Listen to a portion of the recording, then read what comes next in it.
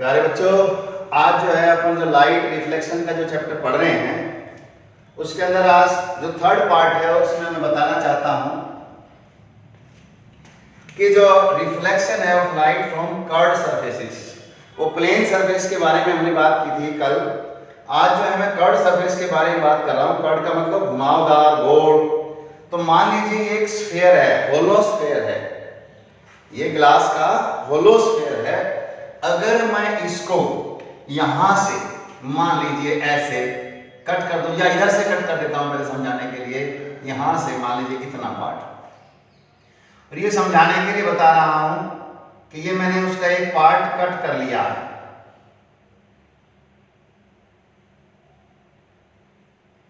ये वाला हिस्सा मैंने कट कर लिया है, तो आप समझ रहे हैं कि इस प्रकार से हो गया ये गोल, ठीक है ना, ऐसे ये गोल हो गया। तो अगर मैं इसके इधर पॉलिश कर देता हूं, रिफ्लेक्टिंग सरफेस बना देता हूं, सिल्वर पेंट करके, और बाहर की साइड में जो नॉन रिफ्लेक्टिंग सरफेस जो आप मिरर को देखते हो कि मिरर के बैक साइड में आप देखते हो रेड कलर होता है, ग्रीन होता है, कोई डार्क कलर होता है, परंतु इधर की साइड से आप देखते हो तो आपस में चेहरा दिखाई देता है। तो मैंने इसको मिरर की फॉर्म में बना दिया है। तो अब देखिए ये जो आपका मिरर है ये अंदर की तरफ धंसा हुआ है, अंदर की तरफ धंसा हुआ है, और ये जो है इसका सेंटर है। तो देखिए ये जो सेंटर है इसी की सहायता से आपका मिरर बना है। तो इसको हम सेंटर ऑफ कर्वेचर बोलेंगे, इसको बोलेंगे अपन सेंटर ऑफ कर्वेचर, ठीक है ना। और ये यहां से यहां तक की जो दूरी है ये वाली, इसको बोलेंगे radius of curvature, radius of curvature, radius of curvature. और ये जो पॉइंट है जो आपको यहां दिखाई दे रहा है, इसको आप समझ लीजिए ग्राफ के हिसाब से एक्स एक्सिस ही है, ये इधर है, एक्स प्लस हो जाएगा, इधर ये एक्स माइनस हो जाएगा। तो देखिए ये जो दूरी है एक्चुअल में ये रेडियस है, तो मैं लिखा रेडियस ऑफ कर्वेचर, और ये लेंथ ऑफ द रेडियस हो जाएगी। तो इस प्रकार से ये मिरर बना है जो अंदर की तरफ धंसा हुआ है, पॉलिश बाहर की साइड में है, इसको कनकेव मिरर बोलते हैं। इसको क्या बोलते हैं? Concave mirror. अब इसी तरीके से मान लीजिए मैं इसको यहां से ये वाला हिस्सा, इतना हिस्सा इसका कट कर लेता हूं,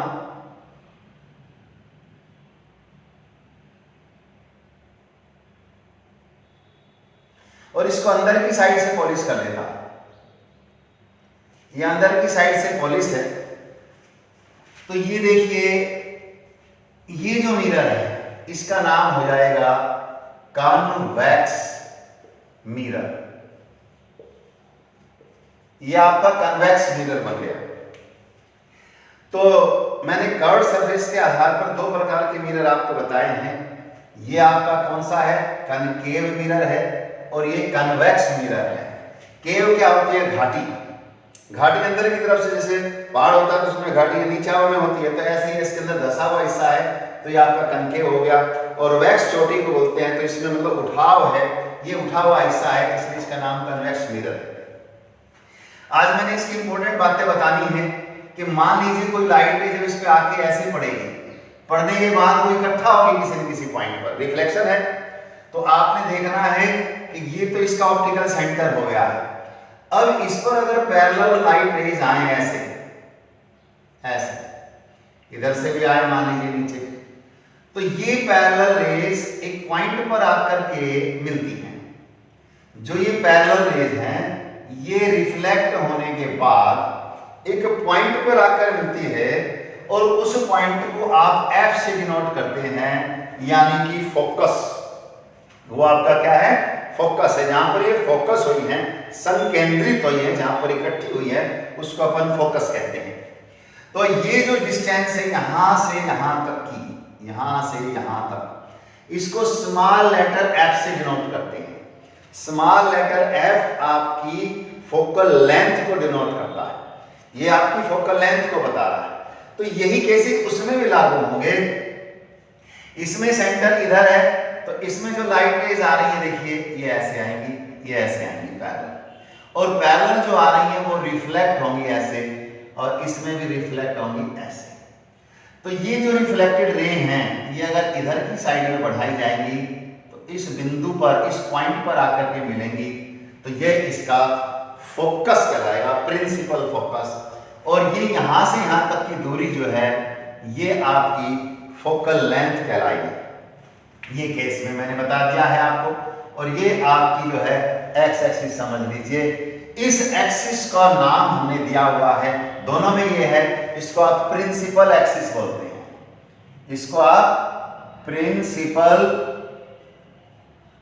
एक्सिस, इसको आप प्रिंसिपल एक्सिस कहते हैं। तो बेटा मैंने इसमें कुछ इंपॉर्टेंट पॉइंट बताए हैं।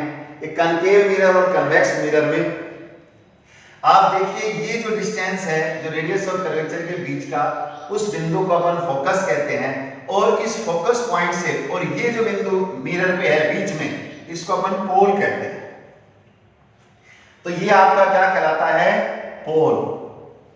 पोल। तो पोल और फोकस के बीच की दूरी को फोकल लेंथ कहते हैं। क्या कहते हैं? Focal length. तो ये चीजें मैंने आपको बताई है। इसका बहुत बड़ा एग्जांपल आप घर पे ले सकते हो। एक गोल चम्मच जो आपके घर में छोटी है, आप उसको लीजिए, उसको जब ऐसे रखेंगे, नई चम्मच है, तो यहाँ अपना चेहरा आप देखेंगे, इधर से जो है नहीं दिखाई दे रहा आपको, यहाँ से देखते हैं, तो वो ये फॉर्म हो गई, आपका कनकेव फेस हो गया। अगर आप उस चम्मच को ऐसे कर लेते हैं, स्पून को ऐसे कर लेते हैं, तो ये जो उभरा हुआ हिस्सा है, आपकी चम्मच का जो उभरा हुआ हिस्सा जिसमें आप अपना फेस देख रहे हो, वो आपका कन्वेक्स मिरर है। तो इस प्रकार मैंने ये कन्वेक्स और कनकेव मिरर की कंसेप्ट आपको दी है, और किस प्रकार से इसमें फोकस को डिनोट किया जाता है वो मैंने आपको बताया। ये फोकस है, इसका इधर फोकस है। परंतु एक यहाँ बहुत बढ़िया चीज है जो मैं x माइनस और x plus, x minus x plus समझा रहा हूँ, ये बहुत इंपॉर्टेंट बात है क्योंकि न्यूमेरिकल में ये मदद करेगी। अब मैंने यहां से देखिए ये एक लाइन खींची है जो इसके पोल से पास हो गई है, इसको आप y एक्सिस मान लीजिए। ऐसे ही इसमें भी है, ऐसे ही इसके अंदर आप ले सकते हो, ये लाइन जो इसको टच करके जा रही है, ये आपकी y नेगेटिव है और ये y आपकी पॉजिटिव है। अब यहाँ पर जैसे ग्राफ पेपर में आप समझते हो, जैसे ग्राफ पेपर प्लॉट करते हो, तो इधर आपकी x प्लस वैल्यू होती है, इधर आपकी x माइनस वैल्यू होती है, और इधर y प्लस वैल्यू होती है, इधर y माइनस वैल्यू होती है, और ये आपका ओरिजिन होता है। तो ये आपका ओरिजिन है पोल यहाँ पर। तो ये चीज मैं बता रहा हूँ साइन कन्वेंशन के रूप में कि जब आप न्यूमेरिकल करेंगे तो इनके साइन क्या होंगे। इनके साइन क्या होने वाले हैं? मान लीजिए जो आपने पढ़ा है, यहां से इधर की साइड में जो वैल्यू होगी x की, वो होगी प्लस। इधर क्या होती है? वो माइनस होती है। ऊपर क्या होती है? प्लस। नीचे क्या होती है? माइनस होती है। तो वैसे ही इसके अंदर भी दोनों जो आपके मिरर हैं, इसमें मान लीजिए ये आपका मिरर यहाँ है, और इस पोल से मैं इधर की साइड में किसी ऑब्जेक्ट को रखता हूं। मान लीजिए यहां रख दिया मैंने, ये ऑब्जेक्ट मैंने रखा है ए बी मान लीजिए। अब आपने देखा पोल से इसकी दूरी वही ओ से एस की तरफ बढ़े हो, तो ये जो है हाइट ऑफ द ऑब्जेक्ट है। ये क्या है? हाइट ऑफ द ऑब्जेक्ट है। तो इस पर प्लस निशान लगा लीजिए क्योंकि इसकी वैल्यू प्लस होगी हाइट। परंतु यहां इसके पोल से लेकर के और जो ऑब्जेक्ट जहां रखा हुआ है वहां तक की दूरी को आप u से डिनोट करते हैं, यानी कि पोजीशन आप लिख सकते हो, position of object, position of object. इस केस में कौन से में? कनकेव के में, कनकेव में। तो ये इधर आई है तो ये वैल्यू होगी आपकी नेगेटिव, और इधर भी नेगेटिव होगी क्योंकि इसके सामने भी मान लीजिए आप ऑब्जेक्ट यहां रखोगे। तो ये जो दूरी है यहां से और यहां तक की, इसको आप u से डिनोट करते हो। u is the position of the object, u is the position of the object. इसी तरीके से इधर की साइड में जब आप देखते हैं तो ये भी नेगेटिव है, कनकेव में भी और कन्वेक्स में भी, दोनों के अंदर जो है position of the object negative लेनी है। क्वेश्चन में लिखा है an object is placed 10 centimetre in front of the convex mirror या कनकेव मिरर, परंतु उसको लिखते समय जब आप न्यूमेरिकल सोल्व करेंगे तो वहां उसके साथ नेगेटिव का साइन लगाएंगे। परंतु इसके अलावा हाइट ऊपर की तरफ ले रहे हो तो height of the object, height of the object वो आपको पॉजिटिव लेनी है, क्योंकि इस प्रिंसिपल एक्सिस पर वो रखा हुआ है, उसकी हाइट ऊपर की तरफ है, तो आपको मालूम है y की वैल्यू ऊपर की तरफ क्या होती है, पॉजिटिव है। परंतु यदि मान लीजिए उसका इमेज उसका इधर इस एक्सिस पर नीचे की तरफ बन रहा है, एक केस में बनेगा नीचे की तरफ अगर इमेज बन रहा है तो नीचे की तरफ जो y क्या होगा, नेगेटिव, वो होगा आपकी height of the image. Height of the image negative होगी, हाइट ऑफ द इमेज क्या होगी, नेगेटिव होगी। तो इसमें साइन कन्वेंशन आपको बता रहा हूं, ऐसे ही आपने ग्राफ के हिसाब से माइंड में बैठाना है, कौन सी वैल्यू माइनस है, कौन सी प्लस है, ठीक है ना। तो ये चीज मैंने आपको बताई है। अब इसके आधार पर मैं थोड़ा सा आगे बढ़ता हूं कि जो पोजीशन थी ऑब्जेक्ट की और इमेज की, उनको डिनोट कैसे करते हैं और फोकल लेंथ को कैसे डिनोट करते हैं, इसका क्या फार्मूला बनेगा। अब मैं मान लीजिए यही केस ले लेता हूं आपका कनकेव मिरर का, और ये इसकी प्रिंसिपल एक्सिस है, ये पोल है और ये गोलाई है, तो इसका सेंटर मान लीजिए मैंने यहां माना है, ये O है, और इसका मिड पॉइंट ये क्या है, आपका फोकस है। एक बात और माइंड में रखिए कि ये जो फोकल लेंथ है, ये वाली फोकल लेंथ, ये आप निकाल सकते हो small f is equal to capital F, नहीं, ये रेडियस ऑफ कर्वेचर, रेडियस इसके साथ में c लिख देता हूं, radius of curvature divided by 2, यानी कि फोकल लेंथ, ये दूरी इस रेडियस ऑफ कर्वेचर की हाफ होती है। ये आपके माइंड में मैंने बैठा दिया। अब मान लीजिए कि ऑब्जेक्ट मैंने यहां लिया, इसका पहला केस डिस्कस कर रहा हूं। मान लीजिए, सपोज कीजिए कि मैंने यहां ऑब्जेक्ट लिया है, यहां ऑब्जेक्ट लिया, तो इसके नियम बता देता हूं पहले।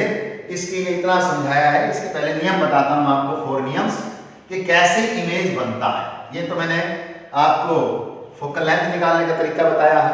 अब आपको रूल बताता हूं, रूल्स फॉर ऑब्टेनिंग इमेज। तो देखिए, मान लीजिए ये आपका कनकेव मिरर है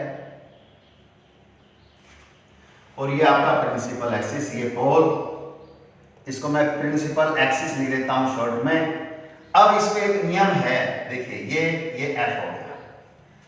अब जो रे पैरेलल आ रही है, फर्स्ट नियम है इसका, मैं फर्स्ट नियम याद करता हूं, रूल फर्स्ट, जो रे पैरेलल आ रही है वो टकरा करके इस फोकस से गुजरेगी, ये आप माइंड में रखिए। अब दूसरा ये हो सकता है, जो रे फोकस से आ रही है, ये मान लीजिए फोकस से आई है, तो ये पैरेलल चली जाएगी। ये आपका रूल नंबर 2 हो गया।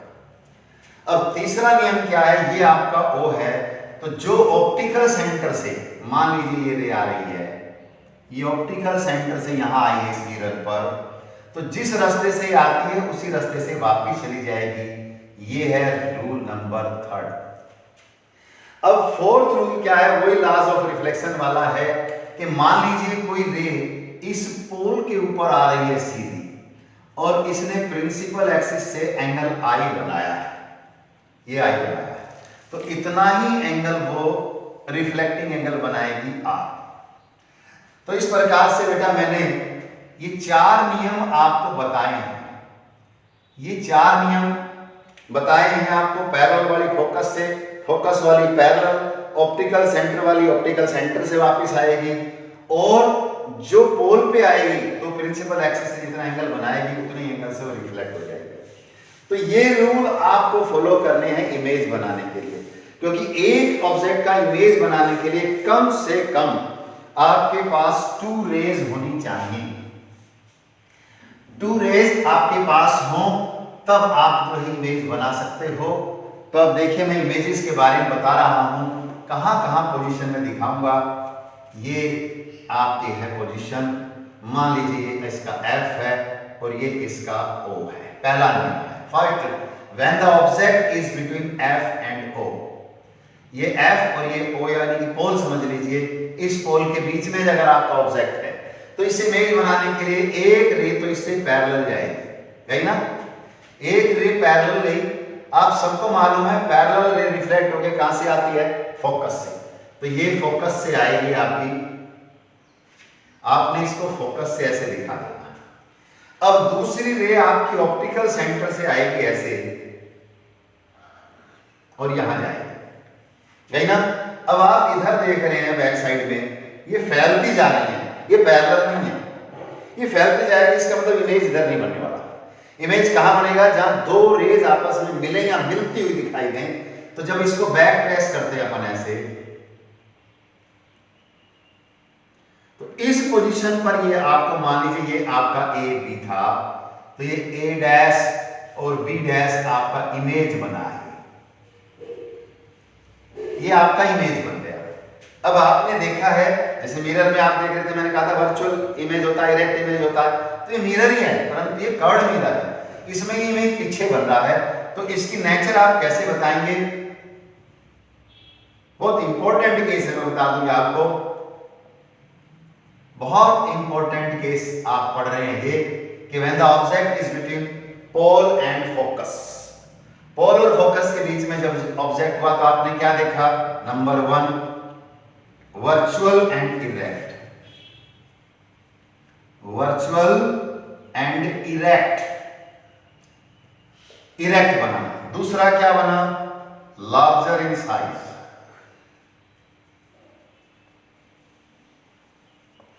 Behind the mirror, behind the mirror, mirror के पीछे बना। तो ये आपने उस मिरर इमेज की नेचर को आपने डिफाइन कर दिया है। अब ये एक बहुत इंपॉर्टेंट केस था। अब दूसरी जो केसेस हैं उसके अंदर आप देखेंगे बहुत सिंपल सा तरीका है। आपने सेकंड केस में ये आपका वो है, मान लीजिए ये एफ, अब आपने एफ पर ऑब्जेक्ट को रख दिया है, यहां से दो रे, एक पैरेलल, वही नियम है, पैरेलल गई, टकरा के कहां से आएगी, फोकस से आएगी। अब दूसरी भी रे, मान लीजिए ये दूसरी रे ऑप्टिकल सेंटर से जा रही है और ये यहां से टकरा करके वापस आ रही है, परंतु आप देख रहे हैं कि ये तो दोनों पैरेलल हैं। अब पैरेलल रे जो वापस आ रही है कहां मिलती है, रेल की पटरी कहां मिलती है, दिखाई देती है इन्फिनिटी पर।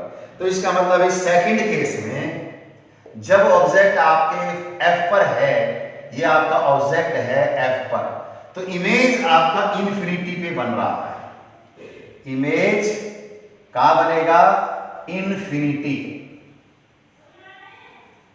दूसरी बात कहां है, अब यहां अगर आप बढ़ाते जा रहे हो इसको ऐसे, तो ये इमेज कहां बन रहा है, नीचे की तरफ बनेगा, नीचे की तरफ उल्टा, तो ये होगा real and inverted, real and inverted, real and inverted. अब एफ पर था तो ये देखिए इधर जाएंगे तो आप देख रहे हैं साइज तो बड़ा होता है, तो larger in size, larger in size, size में बड़ा, ये नेचर मैंने बताई है इमेज फॉर्मेशन की, ये नेचर है। अब तीसरा केस इसी में अगर मैं डाल देता हूं, यहीं पर ही आपको समझा देता हूं तीसरा केस। अगर तीसरे केस के अंदर मैं ऑब्जेक्ट को कहां लाऊंगा, अब ऑब्जेक्ट को लेके आऊंगा ओ पर, अब ऑब्जेक्ट को मैं ले आता हूं ओ के ऊपर। देखिए फटाफट आप इसको समझ लीजिए।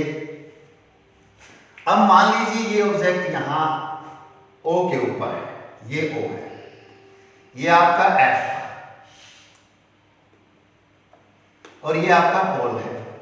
अब ऑब्जेक्ट आपका यहां आ गया, एक केस ये पहले, मैं इससे पहले वाला ले लेता हूं, इसके बीच में हो तो ये बीच में, तो यहां ये आपका ऑब्जेक्ट है, इससे एक रे पैरेलल गई, नियम है पैरेलल वापस आएगी किससे, एफ से, एफ से ले आइए आप वापस। अब दूसरी कहां से जाएगी, ये जो आपकी एक इससे जाएगी, मैं थोड़ा सा बड़ा ले गया हूं, कोई बात नहीं, यहां तक ले लीजिए ऐसे, और ये आपका मान लीजिए ओ है। तो आपने देखा कि जब ये टकरा करके वापस आई है तो ये नजदीक होती जा रही है, ये क्लोज होती जा रही हैं, आप देख रहे हो ये पास होती जा रही हैं। इसका मतलब ये कहीं ना कहीं जाके मिलेंगी और ये ओ से परे जाकर के ये इमेज बनेगा। तो इसमें भी आप नेचर क्या लिखेंगे, रियल एंड इन्वर्टेड, कोई बात, real and inverted, larger in size, larger in size. और तीसरा कहां है, बिफोर द मिरर है, आप लिख सकते हो बिफोर द मिरर। अब अगली कंडीशन में फिर बनाता हूं कि मान लीजिए आपका ऑब्जेक्ट ओ, ये एफ है और ये ओ पर ही आपका ऑब्जेक्ट है, ठीक है ना। अब ओ से एक जो पैरेलल रे जाएगी वो मिरर से टकरा करके और कहां से आएगी, फोकस से आ जाएगी, आ गया। अब दूसरी कहां से जाएगी, देखिए अब वो पे तो ऑब्जेक्ट ही आ गया। अब दूसरी क्या है, आपके पास चॉइस है, फोकस से निकाल लीजिए, ये आपकी फोकस से गई। अब जो फोकस से गई है वो आपकी रे, जो फोकस से गई वो आपकी रे यहां पर आकर के टकराती है, देखिए एक यहां पर। आप ये स्केल से करें अच्छा आएगा। तो देखिए ये नीचे बन गया, ये ए और बी था और ये नीचे आपका ए बी डैश और ए डैश। यहां आप क्या देख रहे हैं कि सेम साइज का इमेज बना है, रियल और इन्वर्टेड है, वही नेचर है। परंतु आपने देखा कि जब ऑब्जेक्ट इधर आता जा रहा था तो इमेज इधर जा रहा था, और आपने देखा कि जब आप ऊपर आए तो ऊपर नीचे इमेज बन गया। अब आप ऑब्जेक्ट को इधर लाएंगे तो इमेज उधर चलेगा। अगली पोजीशन आप समझिए जिसके अंदर आप देखेंगे कि जब ऑब्जेक्ट ओ से परे चला जाएगा, जब आपका ऑब्जेक्ट ओ से परे, ये ओ है यहां आ गया, बस ये कंडीशन आप समझ लीजिए, ओ से परे चला गया यहां। अब यहां एफ है तो एफ से निकलेगा ये आ गया। अब दूसरी रे जो है आपकी कहां से जाएगी, ओ से जाएगी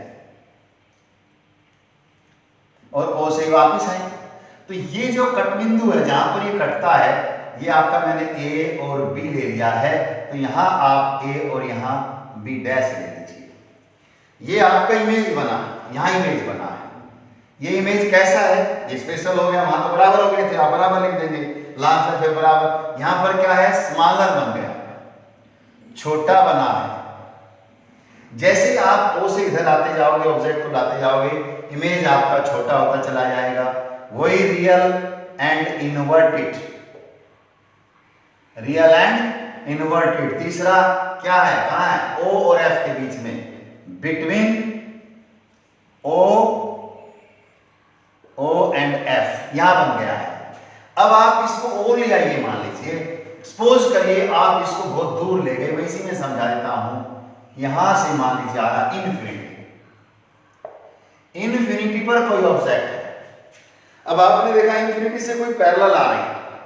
अब जो पैरेलल आती है आपको मालूम है वो फोकस पे जाएंगे। वो कहां जाएंगी, फोकस पे। जितनी भी रेज हैं वो आकर के फोकस से मिलेंगी, जितनी भी रेज हैं वो आके फोकस से मिलेंगी। तो यानी कि इमेज कहां बन जाएगा, फोकस से बन जाएगा। तो बेटा मैंने आज आपको रूल बताए हैं कर्व सरफेस के बारे में, आज आप इतना ही कर लें, बहुत है।